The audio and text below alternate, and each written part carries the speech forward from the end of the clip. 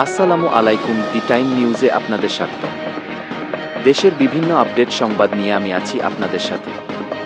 চলুন শুনি বিস্তারিত। ইমামতির আড়ালে লম্পট স্বামীর পরকিয়া, স্ত্রীর হাতে হাতে নাতে ধরা বাউফলের সেই ইমাম।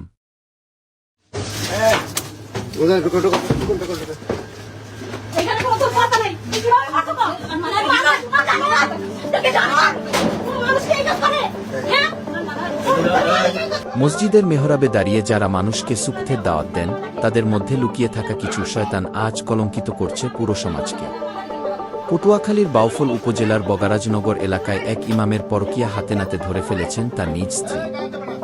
ধর্মের লেবাস পরে পর্দার আড়ালে চলা এই জঘন্য কর্মকাণ্ডে ঘটনাটি পটুয়াখালী জেলার বাউফল উপজেলার বগা ও রাজনগর এলাকার সীমান্তবর্তী অঞ্চলে। অভিযুক্ত ব্যক্তি পেশায় একজন মসজিদের ইমাম। পবিত্র কুরআন ও হাদিসের বাণী প্রচার করার দায়িত্ব যার কাঁধে, তিনি নিজেই জড়িয়ে পড়েছেন পরকিয়ার মতো এক নিকৃষ্ট পাপে। দীর্ঘদিন ধরে স্ত্রীর অগোচরে পরনারীর সাথে গড়ে তুলেছিলেন অবৈধ সম্পর্ক। গোপন সংবাদের ভিত্তিতে এবং সন্দেহ দানা বাঁধায় নিজ স্ত্রী ও এলাকাবাসী ওত পেতেছিলেন। অবশেষে গত রাতে সেই অনৈতিক মেলামেশার সময় হাতে নাতে ধরা পড়েন এই ধর্ম ব্যবসায়ী। ভিডিও ফুটেজে দেখা যায় স্ত্রীর তীব্র প্রতিবাদ আর এলাকাবাসীর ক্ষোভের মুখে দিশেহারা সেই ইমাম। যে মুখ দিয়ে তিনি পবিত্র বাণী উচ্চারণ করতেন, সেই মুখ আজ লজ্জায় অবনত। প্রশ্ন উঠছে, ধর্মীয় লেবাস পরে যারা এই ধরনের চারিত্রিক স্খলন ঘটায়, তাদের শাস্তি কি কেবলই সমাজচ্যুতি? মসজিদের মতো পবিত্র স্থানের মর্যাদা যারা রক্ষা করতে পারে না, তাদের কি কোনো ক্ষমা আছে? এলাকাবাসীর দাবি, এই ভণ্ড ইমামকে কেবল বহিষ্কার নয়, বরং দৃষ্টান্তমূলক আইনি শাস্তির আওতায় আনতে হবে, যাতে ভবিষ্যতে আর কেউ ধর্মের দোহাই দিয়ে এমন জঘন্য কাজ করার সাহস না পায়। মানুষের বিশ্বাসের জায়গায় আঘাত করা এই অপরাধীদের মুখোশ উন্মোচন করতে দি টাইম নিউজ সবসময় আপসাহী। ব্ল্যাকমেল করে আনছে আমার স্বামীরে। মহিলাদের সামনে আনেন, মহিলাদের সামনে আনেন। আসো আসো, এই আস্তে আস্তে ঘরে যান, ঘরে যান, ঘরে যান। আস্তে আস্তে আস্তে আস্তে আস্তে আস্তে আস্তে আস্তে আসতে দেন, আসতে। পরকীয়া করলে সে কখনো স্ত্রী হয় না। কিসের স্ত্রী? ওর বন্ধ নেন হাত দিয়ে। আচ্ছা আসুক আসুক আসুক আসুক, আসতে দেন, আগে আসতে দেন, আসতে দেন। হুজুর, ওই মহিলাকে, আপনার ওই রুমের মহিলাকে, উনি আপনার স্ত্রী, আর উনি উনি উনিকে উনিও আপনার স্ত্রী। তাহলে আপনার এই যে উনি বড় বউ না, সে জানে না তো? আপনি জানেন যে বিয়ে করছে? তাহলে আপনি এটা স্থানীয় লোকজন, সে তো জানে না যে আপনার স্ত্রী। তাহলে আপনার তার জানানো উচিত ছিল না? আস্তে যা দাঁড়ান, আপনি আপনি জানেন না?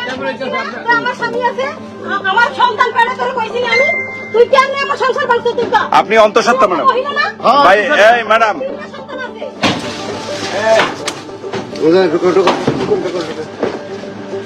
এখানে কোনো তোর কথা নাই।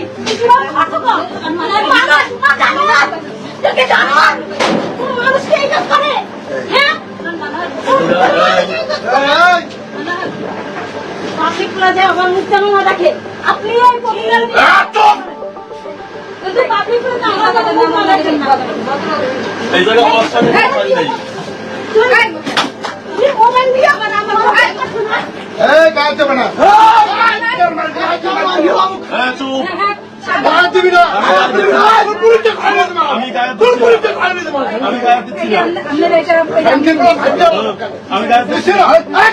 ব্যথা পাইছে, নাকে ব্যথা পাইছে, ওনার নাকে আঘাত লাগছে, নাকে আঘাত লাগছে।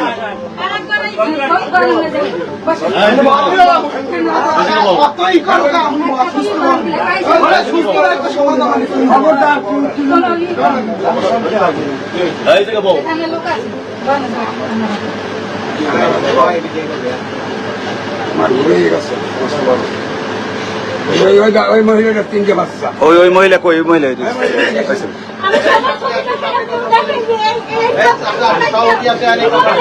আপনার বাচ্চা এখানে? আপনার বাচ্চা কোথায়? এই আপনার বাচ্চা কোথায়? হ্যাঁ, বাড়িতে। এই আপনার কি এর সাথে বিয়ে হয়েছে? উনি অ্যাক্সিডেন্ট হয়েছে, মহিলা আঘাত পাইছে, ওনার এই সাইডে নেন, উনি আঘাত পাইছে। লগে একটা বাচ্চা আছে।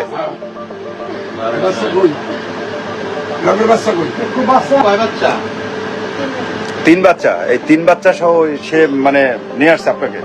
তা আপনি জানেন আপনার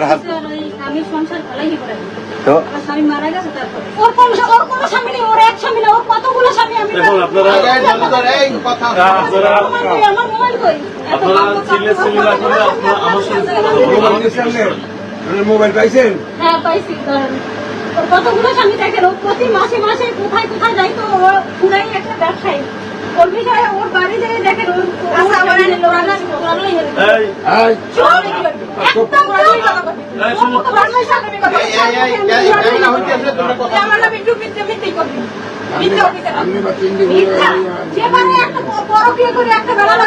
সংসার ভাঙতে তুই কি না পারো? আমি বড় কি করছি? তুই কি করছো? আপনারা আমার সঙ্গে আমার কথা বলছেন। আমি একটু বেইজ্জতি করবেন।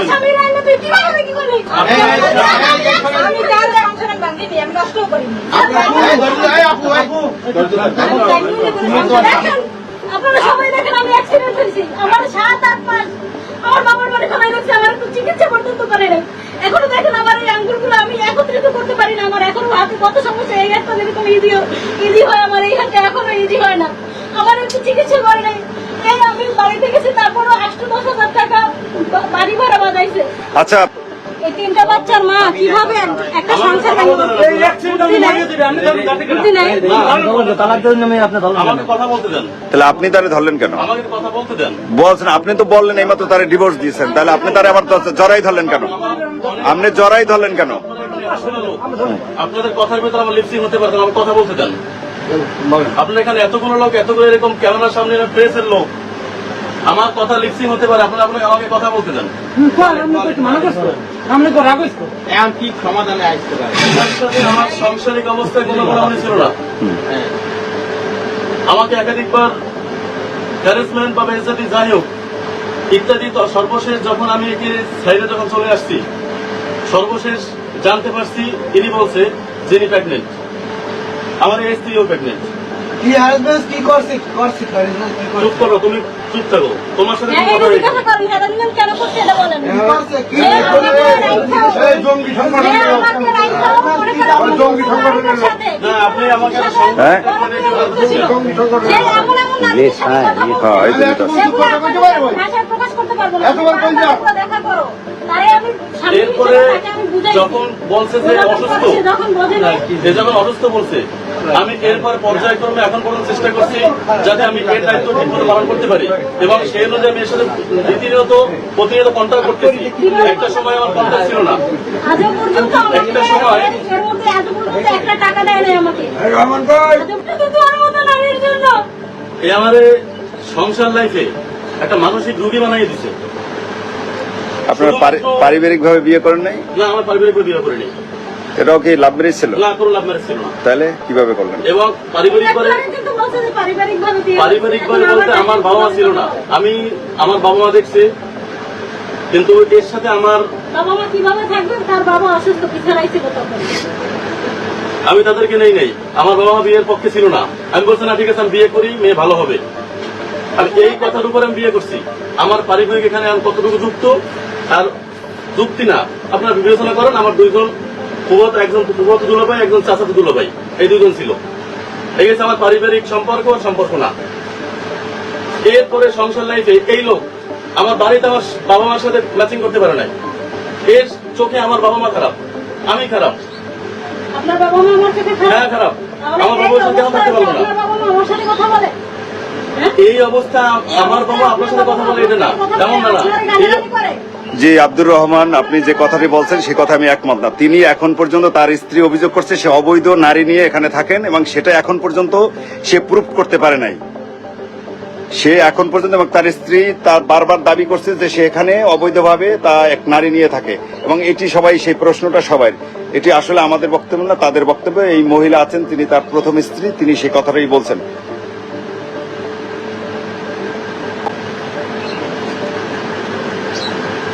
যদি আপনাদের সন্দেহ থাকে যিনি আমার অবৈধ, আমার সাথে চলেন, আমি আপনাকে প্রমাণ দিয়ে দেবো। কোথায় যাবে প্রমাণ? এইখানে বসে দিতে। যেরকম আমি বৈধ স্ত্রী, আমি এইখানে বসে প্রমাণ দিতে পারবো। ও বৈধ হলে এইখানে বসে প্রমাণ। এইটা হচ্ছে নিজের ভুল কথা। আর এই বিয়ে কিভাবে বৈধ হয়? যে মহিলার বাবা ছিল না, মা ছিল না, কেউ ছিল না। ও বিবাহ বৈধ হতে কি লাগে? বিবাহ করছে। বিবাহ বৈধ হতে কি লাগে? বিবাহ শরীয়তভাবে বৈধ হতে কি কি লাগে?